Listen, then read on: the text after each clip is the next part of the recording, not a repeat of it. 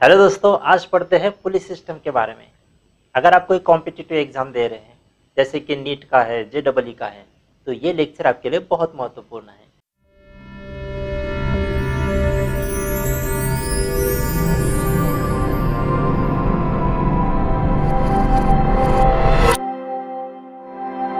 जैसे न्यूटन का second law कहता है कि एक्सेलरेशन जो होगा वो net unbalanced force upon net mass इससे मिलेगा। हमारे जो पुलिस सिस्टम है इसमें स्ट्रिंग को मास अटैच होते हैं। जैसे स्ट्रिंग्स है, इनको मास अटैच है, और ये जो मास है इसको वेट है, और ये वेट की वजह से यहाँ पे मूवमेंट आ रहा है। तो यहाँ पे जो एक्सेलरेशन आ रहा है वो लोड की वजह से आ रहा है। तो जितना भी अनबैलेंस्ड लोड होगा उसको टोटल मास से डिवाइड करोगे तो एक्सेलरेशन मिलेगा। तो आपका पहला नोटेबल थिंग क्या है कि एक्सेलरेशन इज अनबैलेंस्ड फोर्स,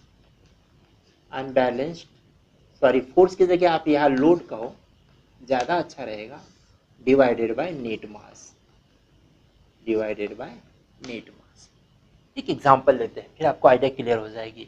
एक टेबल टॉप है और यहाँ पर एक मास है m1, और ये लाइट स्ट्रिंग से फ्रिक्शनलेस पुली से होते हुए दूसरे मास से अटैच है m2। ठीक है, तो यहाँ पे देखिए कि अभी हमें क्या देखना है कि अनबैलेंस्ड लोड देखना है। अगर हमें ये सिस्टम का एक्सेलरेशन देखना है, अनबैलेंस्ड लोड, तो यहाँ पे अनबैलेंस्ड लोड m2 की वजह से क्रिएट होगा। Why not by the m1? क्योंकि m1 जो है वो इस तरह से है, वर्टिकल फोर्सेस उसके कैंसिल हो रहे हैं। देखिए m1 यहाँ पर m1g एक्शन कर रहा है, तो ये जो सरफेस है ना टेबल का सरफेस, ये उसके ऊपर नॉर्मल रिएक्शन दे रहा है, वो भी m1g के बराबर होती है। तो ये नॉर्मल रिएक्शन से इसका फोर्स कैंसिल हो गया। अच्छा, अब यही अनबैलेंस्ड है, तो यहाँ पे नेट अनबैलेंस्ड लोड कितना है m2g, कितना है m2g। तो हम यहाँ पे एक्सेलरेशन लिखेंगे m2g अपॉन, और टोटल मास कितना है m1 और m2, तो दोनों को आप मिला दीजिए m1 m2, तो ये होगा आपका एक्सेलरेशन। और एक एग्जांपल लेते हैं। सपोज यहाँ पर एक ये पुली से होते हुए दो मास अटैच्ड है, ये टेबल है, टेबल के ऊपर एक मास रखा हुआ है कैपिटल M। ठीक, यहाँ पे एक मास है m1 और यहाँ पे एक मास है m2। m1 and m2 are attached to the two ends.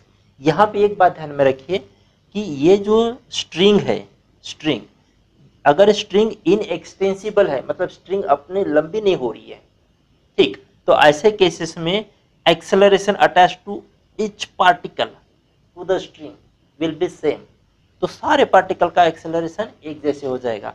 जैसे इस m का, इस स्मॉल m1 का, इस m2 का एक्सेलरेशन सेम होगा इस केस में।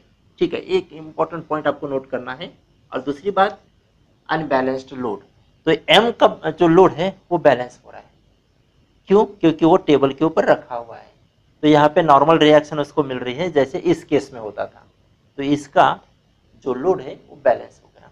अब रही बात m1 और m2 की, तो m1 इस m को इधर खींच रहा होगा, अगर m1 बड़ा है, m1 is greater than m2, तब की बात बता रहा हूँ, तो ये इधर खींच रहा होगा, तो यहाँ पे इधर की तरफ एक फोर्स आ रहा है m1g, और ये इधर की तरफ एक फोर्स है m2g।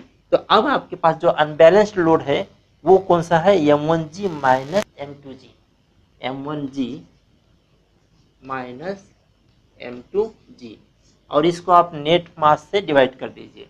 तो नेट मास है m1 m2, और वो जो ऊपर रखा है वो भी। तो इस तरह से इस केस में आपको एक्सेलरेशन मिलेगा। थोड़ा हम स्लोप की भी बात कर लेते हैं। ये वाला केस देख लो।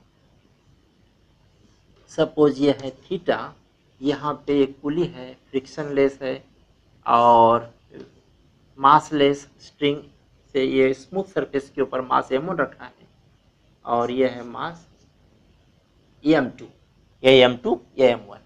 तो यहाँ पर m2 बड़ा है, हम ले लेते हैं m2 is greater than m1। यहाँ जो अनबैलेंस्ड फोर्स बन रहे हैं उसकी बात हम करेंगे।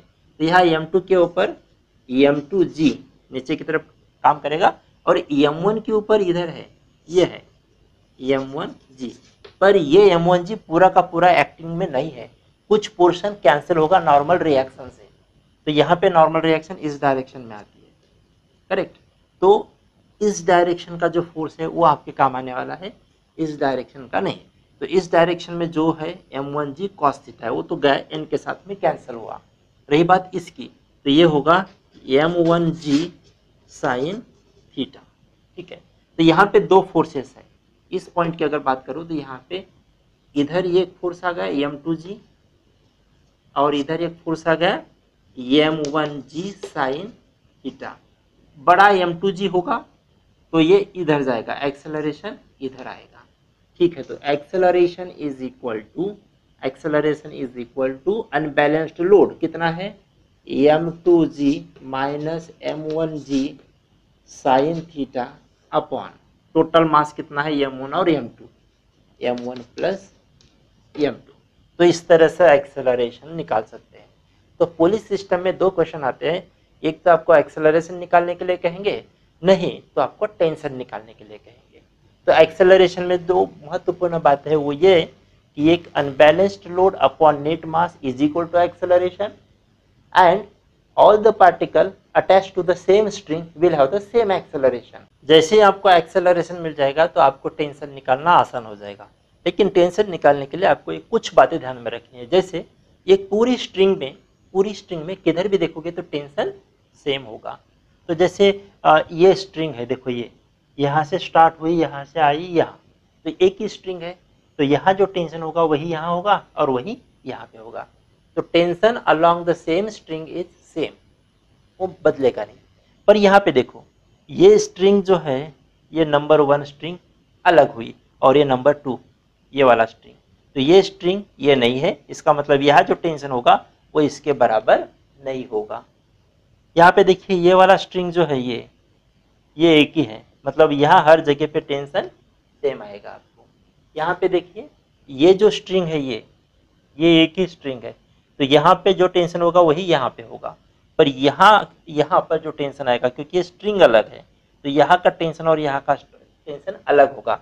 हालांकि यहाँ जो टेंशन होगा वही यहाँ होगा, मतलब अगर यहाँ पे T2 है तो यहाँ पे भी T2 होगा और यहाँ अगर T1 है तो यहाँ पे भी T1 होगा। यहाँ पे देखिए स्ट्रिंग एक ही है ये वाला, तो यहाँ जो T होगा तो यहाँ पर भी T और यहाँ पर भी T, पर यहाँ पे अलग होगा। क्यों? क्योंकि ये स्ट्रिंग और ये स्ट्रिंग अलग अलग है। तो अगर स्ट्रिंग अलग है तो टेंशन अलग होगा, पर अगर स्ट्रिंग सेम है तो टेंशन भी सेम होगा। तो यहाँ पे अब ये देखना है हमें कि अगर हमारे पास ये इस तरह से एक पुली है और ये जा रही है स्ट्रिंग, यहाँ पे अगर टेंशन T है तो यहाँ पर भी टेंशन T होगा क्योंकि स्ट्रिंग एक ही है, और यहाँ पर एक मास अटैच है समझो, तो ये एक स्ट्रिंग है, तो यहाँ पर ये समझो T1 ये T1 और ये हो जाएगा T2, अलग अलग स्ट्रिंग। अगर ये T1 और T2 है तो यहाँ पे सिंपल फोर्स की तरह सोचना कि जैसे ऊपर जितना नेट है, ऊपर कितना है नेट T1 प्लस T2 है और नीचे कितना है T2 है, तो ये बैलेंस होना चाहिए, ये ध्यान में रखना, ये बैलेंस होना चाहिए। तो जैसे अगर इस केस में देखो तो यहाँ पे अगर आप T मान लो, यहाँ पर भी T और यहाँ पर भी T, और यहाँ पे जो होगा वो होगा 2T, क्योंकि ये दोनों को मिलकर ये बनता है। T2 कैसे बनेगा T1 प्लस T2, तो यहाँ अगर T है, यहाँ T है, यहाँ पे भी T आएगा तो ये हो जाएगा 2T। तो इस तरह से आपको टेंशन के बारे में सोचना है। निकालना कैसे है वो अब हम देखते हैं, ठीक है। निकालना कैसे है वो अब हम देखेंगे।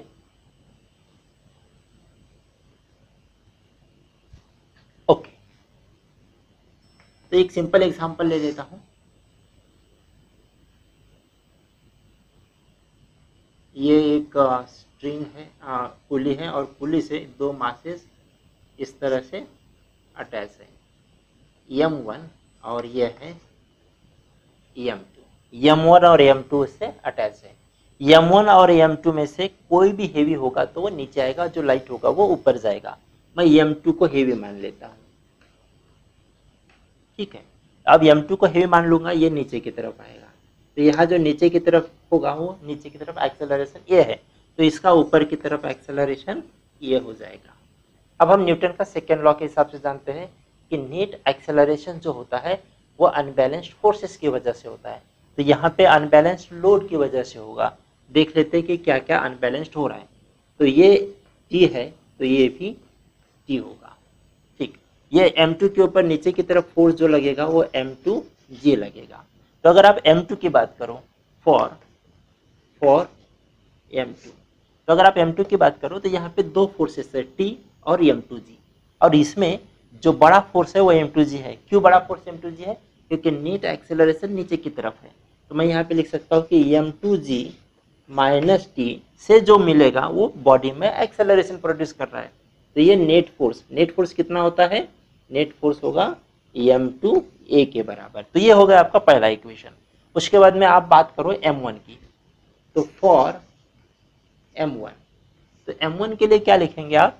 M1 का नीचे की तरफ फोर्स है M1G, पर क्योंकि ये M1 मास ऊपर उठ रहा है तो T बड़ा है, तो यहाँ पे T में से M1G हम माइनस करेंगे। तो M1G माइनस करेंगे, क्या मिलेगा आपको? आपको मिलेगा M1A, क्योंकि this net force will produce acceleration in mass M1। अब ये आप इन दोनों को ऐड कर दीजिए। अगर आपने दोनों को ऐड कर दिया तो क्या हो जाएगा? ये माइनस टी है, ये प्लस टी है, ये कट जाएगा। अब यहाँ पे क्या आ गया? M2G minus M1G, M2G minus M1G is equal to, ये क्या हो जाएगा? M2 M1A। सो यहाँ पे मैं लिख देता हूँ M1A प्लस M2A। सो M2 माइनस M1 ब्रैकेट में लेकर जी कर देते हैं, और यहाँ पे M1 plus M2 into A। What is the value of A? ये हो जाएगा M2 minus M1 upon M1 plus M2 into G। इनमें से ये एक एक्सेलरेशन की वैल्यू किसी भी एक इक्वेशन में डालेंगे तो आपको टेंशन मिल जाएगा। तो हम ये वैल्यू डाल के देखते हैं। तो अब हम इक्वेशन नंबर ये सेकेंड में डालते हैं। यहाँ पे हो जाएगा T is equal to M1A, और ये जो माइनस है उधर जाके प्लस हो जाएगा, तो प्लस M1G हो जाएगा। ठीक है, तो वैल्यू पुट करके देखते हैं क्या आता है। So this will become M1, और A की जगह ये वैल्यू लिखते हैं, क्या है? M2 minus M1 upon M1 plus M2 into G plus M1G। तो यहाँ जो है ना M1, वो यहाँ मल्टीप्लाई कर देते हैं और G को भी कॉमन निकाल लेते हैं। सो ये हो जाएगा M1 M2 माइनस M1 मतलब ये M1 का स्क्वायर हो गया, divided by M1 plus M2 plus, अब यहाँ से M1, अब दोनों जगह से जो G है वो कॉमन निकल कर बाहर आ गया। ठीक, अब T इज इक्वल टू, यहाँ पे देखिए M1 इंटू M1, ये जो M1 है इसे पूरे बेस को मल्टीप्लाई करेंगे तो ये इसको मल्टीप्लाई करके ऊपर आ जाएगा। तो कैसे होगा? देखो, ये M1 M2 minus M1 square plus, देखो ये प्लस M1 का square plus M1 M2 divided by M1 plus M2 into G। अब यहाँ पे देखो ये वैल्यू कट गई, तो ये M1 M2 कितना होगा? 2 times M1 M2 divided by, नीचे क्या है? M1 M2। हाँ, यहाँ पे G रह गया था। अब एक शॉर्टकट मेथड देख लेते हैं टेंशन निकालने का। तो अगर आपको टेंशन निकालना है तो शॉर्टकट मेथड है summation of coefficient of T into G divided by summation of coefficient of T whole square upon M। तो इसको हम यूज करके देखते हैं यहाँ पर इस केस के लिए। तो यहाँ पे जो टेंशन है टेंशन का कोएफिशिएंट 1 और यहाँ पे टेंशन का कोएफिशिएंट 1 है। तो tension T is equal to summation of coefficient of T, मतलब कोएफिशिएंट ऑफ T इस केस के लिए हो गया 1 और इस केस के लिए हो गया 1 इंटू जी डिवाइडेड बाय, अब ये कोएफिशिएंट ऑफ T का स्क्वायर लेना है, मतलब यहाँ 1 का स्क्वायर लेंगे डिवाइडेड बाय ये करस्पॉन्डिंग मास क्या है m1, फिर 1 का स्क्वायर अपॉन m2, तो ये हो गया 2g upon 1 upon m1 plus 1 upon m2। सो ये हो जाएगा m1 प्लस m2, क्या हो जाएगा m1 प्लस m2, और m1 इंटू m2 ये ऊपर चला जाएगा, तो 2g m1 m2। तो देखिए वही हमको आंसर मिल रहा है। अब क्वेश्चन नंबर 2 देखते हैं, उसमें एक्सेलरेशन और टेंशन निकालते हैं। क्वेश्चन नंबर 2 में तो इसमें अगर टेंशन निकालना है तो हमारा ट्रिक की मदद से हम निकाल लेंगे टेंशन। तो देखिए यहाँ पे m1 है, ये m2 और ये एक सिंगल स्ट्रिंग है, तो सिंगल स्ट्रिंग है तो इसका अगर t है तो ये भी t होगा और ये भी t होगा, क्योंकि ये 2 t ऊपर की तरफ है तो ये नीचे 2t टेंशन आना चाहिए। तो टेंशन क्लियर हो गए हमारे, यहाँ पे t होगा और यहाँ पे 2t होगा। अब हम अपना शॉर्टकट ट्रिक लगाते हैं। तो शॉर्टकट ट्रिक क्या कहता है कि कोएफिशिएंट ऑफ t, तो इसका t का कोएफिशिएंट कितना है 1 plus coefficient of this t, इसमें कितना है 2, ठीक है, इसको आपको g से मल्टीप्लाई करना है डिवाइडेड बाय, अब आपको इसका कोएफिशिएंट लेना है कितना है 1, उसका स्क्वायर कर दो, तो ये हो जाएगा 1 का square divided by that mass कितना है m1 प्लस, अब इसका जो टेंशन है उसका कोएफिशिएंट 2 है, उसका स्क्वायर कर दो और m2 से डिवाइड कर दो, तो ये हो जाएगा 2 का स्क्वायर डिवाइडेड बाय m2। तो आपको मिलेगा 3g upon m2 into 1 m2 plus this 4 into m1 4m1, और जो m1 m2 का प्रोडक्ट है ऊपर चला जाएगा, m1 m2 का प्रोडक्ट ऊपर गया, ठीक है। यहाँ पे m1 इज 2 kg और m2 का वैल्यू समझो 1 kg है, m1 is 2 kg and m2 is 1 kg, ठीक है। तो यहाँ पे वैल्यू हो जाएगा 3 इंटू जी m1 1 इंटू m2, m1 का वैल्यू हमने 1 लेना है तो ज़्यादा आसान हो जाएगा समझने को, तो ये 1 और ये 2 डिवाइडेड बाय m2 का वैल्यू 2 और 4 टाइम्स m1 का वैल्यू 1, तो कितना हो जाएगा ये 1 into 2 2, 2 into 3 6 divided by 2 plus 4 6 जी, यानी ये हो गया आपका जी। Is that clear? तो अब यहाँ पे जो टेंशन है वो 1g के बराबर है, टेंशन कितना है 1g के बराबर। अब इसकी मदद से, इस टेंशन की मदद से आप इसका एक्सेलरेशन निकाल सकते हो। तो एक्सेलरेशन कितना होगा, तो m1 g नीचे की तरफ और ऊपर t है, तो m1 में जो एक्सेलरेशन आएगा m1a, ये किसकी वजह से आएगा m1g माइनस t की वजह से आएगा।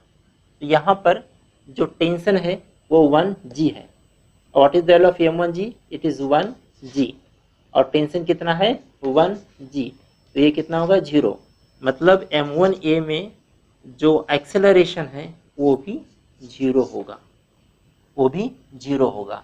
इसका मतलब इसमें किसी भी प्रकार का एक्सेलरेशन नहीं आने वाला है। क्वेश्चन नंबर 3 को देखते हैं। क्वेश्चन नंबर 3 में हमारे पास में 2 स्ट्रिंग है, तो 2 स्ट्रिंग जहाँ पे होती है वहाँ पे टेंशन भी अलग अलग आते हैं। तो पहले स्ट्रिंग के लिए मैं टेंशन T लिख देता हूँ, तो यहाँ पे T आएगा, यहाँ पे T आ गया, तो ये स्ट्रिंग के लिए आ जाएगा 2T। तो ये बात पक्की हो गई। अब और एक बात कि अगर आपके पास में मूवेबल स्ट्रिंग है, मूवेबल पुली है इस तरह से, तो यहाँ पे जो एक्सेलरेशन होगा वो यहाँ के और यहाँ के एक्सेलरेशन के एवरेज के बराबर होगा, मतलब a1 plus a2 upon a upon 2 is equal to ये मैंने ट्रिक बताया था आपको एक्सेलरेशन निकालने का। तो यहाँ पे देखिए ये जो स्ट्रिंग है इस साइड से ये तो फिक्स है, तो यहाँ पे a 0 है, और इस साइड में अगर इसका एक्सेलरेशन आप a मान लो तो ये हो गया a, तो फिर ये कितना होगा, तो समझो ये हम इसको a1 मान लेते हैं, तो इस केस में a1 हो जाएगा a1, ये नीचे की तरफ आ रहा है a, मतलब इसको पॉजिटिव मानते हैं a को, प्लस 0 डिवाइडेड बाई 2, तो ये हो जाएगा a/2। तो यहाँ का जो एक्सेलरेशन है वो a/2 है। तो अब इक्वेशन लिखते हैं हर एक के लिए, m1 के लिए एक और m2 के लिए एक इक्वेशन लिखते हैं। तो फॉर m1 के लिए जो इक्वेशन होगा, तो यहाँ पे क्या है, टेंशन t है, तो t ये उसके अंदर एक्सेलरेशन जनरेट कर रहा है m1 के ऊपर, तो ये हो गया m1a। अब यहाँ पे क्या है, यहाँ पे दो फोर्सेस है, ऊपर की तरफ 2t और नीचे की तरफ m2g, नीचे की तरफ m2g, तो यहाँ हम लिखेंगे m2g minus 2t is equal to m2 into acceleration कितना दिया, a/2। अब हम क्या करते हैं, इसको थ्रू आउट 2 से मल्टीप्लाई कर देते हैं, तो ये हो जाएगा m2a, इस 2 से इसको मल्टीप्लाई कर देंगे 2 times m2g minus 4 times t। ठीक है, तो यहाँ पे जो 4 टाइम्स t है, तो ये t ये वाला पुट कर दो, ये जो मास m1 के लिए मिला, और ये क्या निकाला हमने और m2, तो ये जो m2 के लिए निकाला है, इस इक्वेशन में m1 वाला इक्वेशन आप पुट कर दो, तो 2 time m2g minus 4 times t कितना है, 4 times m1a, 4 times m1a is equal to m2a is equal to m2a।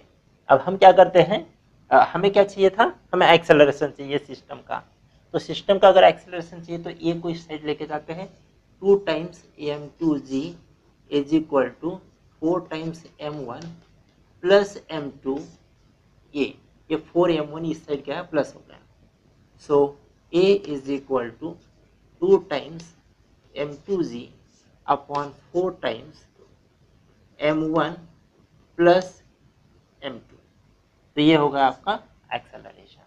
अगर आपको एक्सेलरेशन पता है तो टेंशन आप आराम से निकाल लोगे, तो टेंशन यहाँ वैल्यू पुट करके निकाल लेते हैं, तो t is equal to m1a, ये कितना है 2 times m2g upon 4 times m1 plus m2, तो ये इस तरह से आप निकाल लेंगे। ठीक है, अब हम जाते हैं क्वेश्चन नंबर 4 के ऊपर और 5 के ऊपर।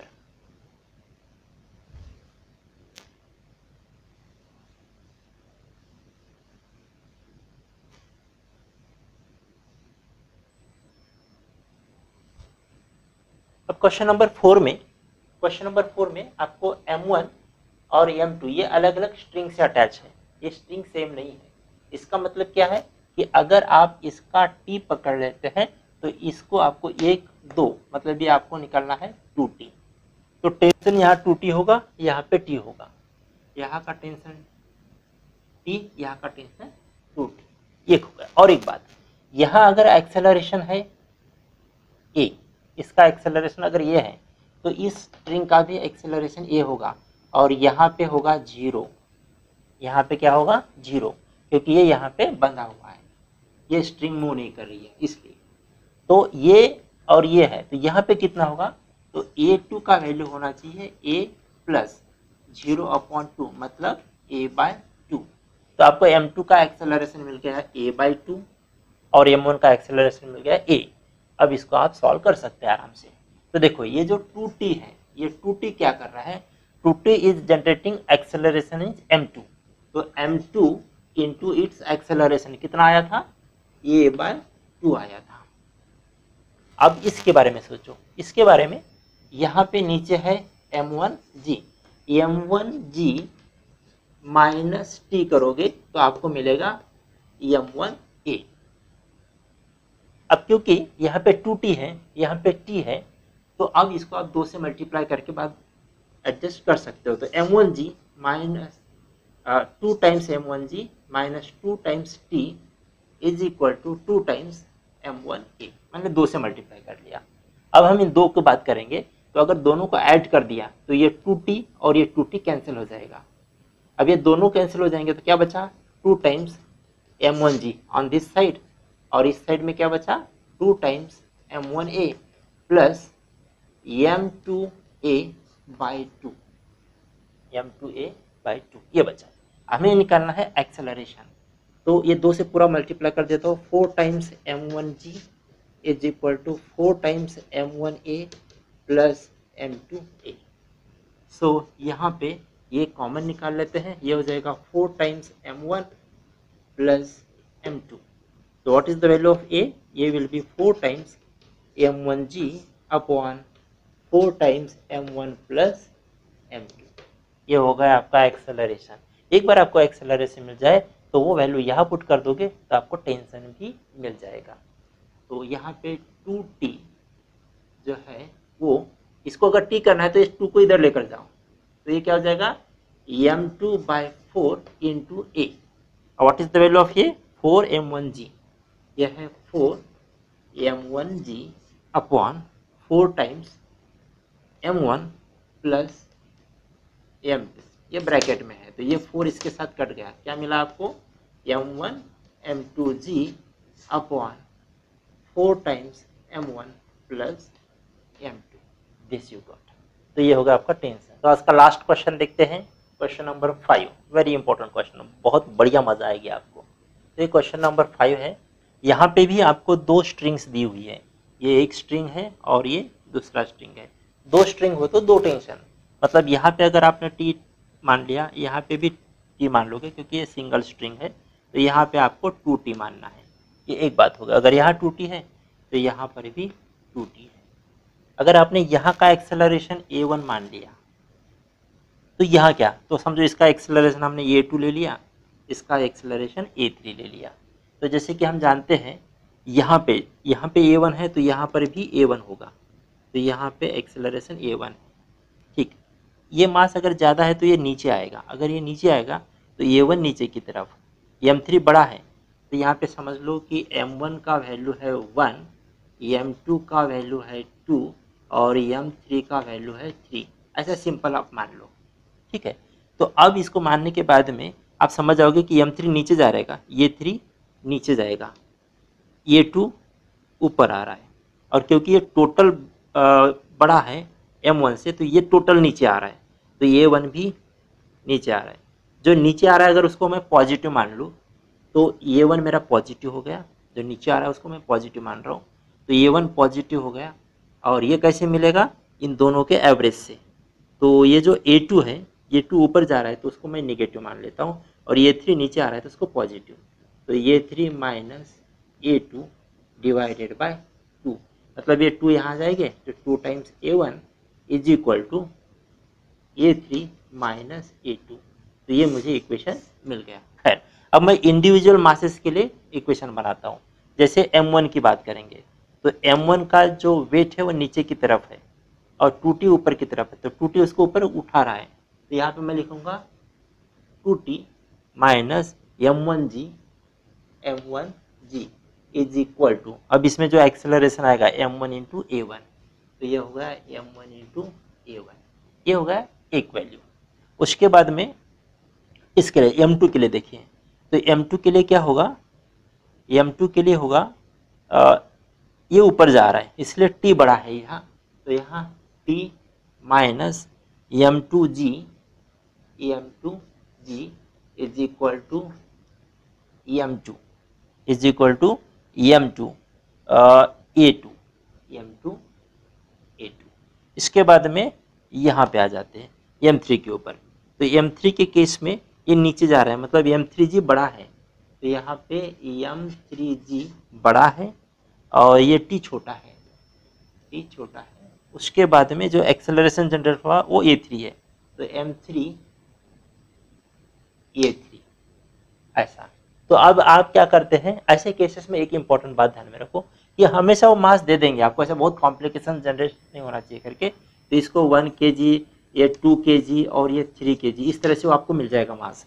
तो मास का वैल्यू यहाँ पुट कर देते हैं, तो ये क्या हो जाएगा, ये मिल जाएगा आपको 2t minus g is equal to a1, क्योंकि m1 क्या है 1 है।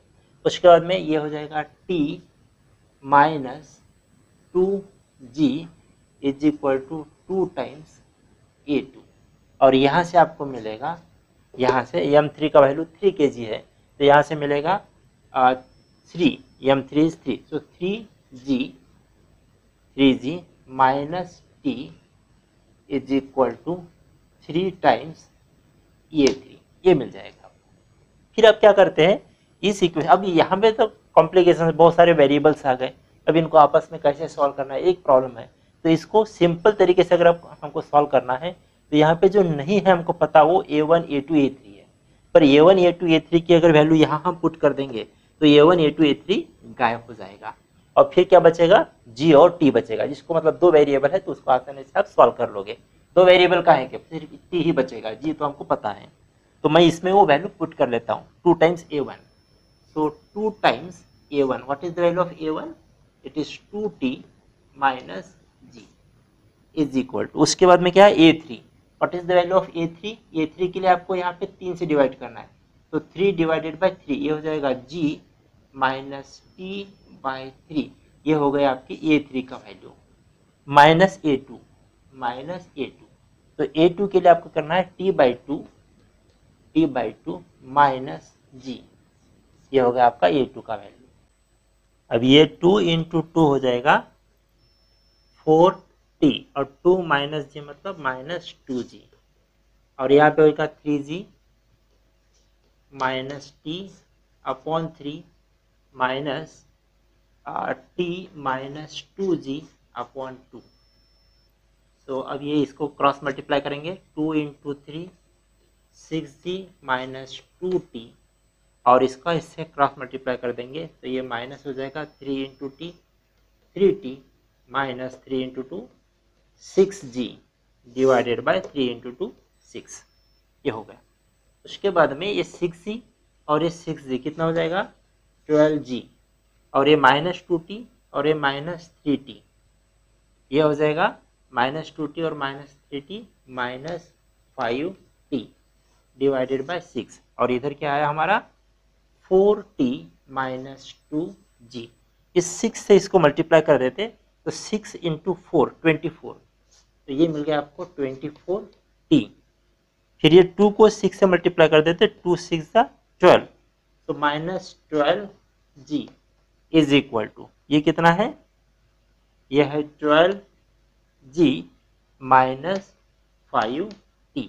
अब देखो ये 24 और ये 5 कितना हो जाएगा 29T और ये 12 और ये 12 कितना हो जाएगा 24G, तो T का वैल्यू हम लेंगे, therefore T is equal to 24 divided by 29G।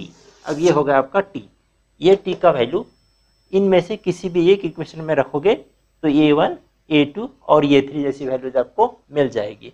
तो ये है तरीका इस टाइप के क्वेश्चन को सॉल्व करने का।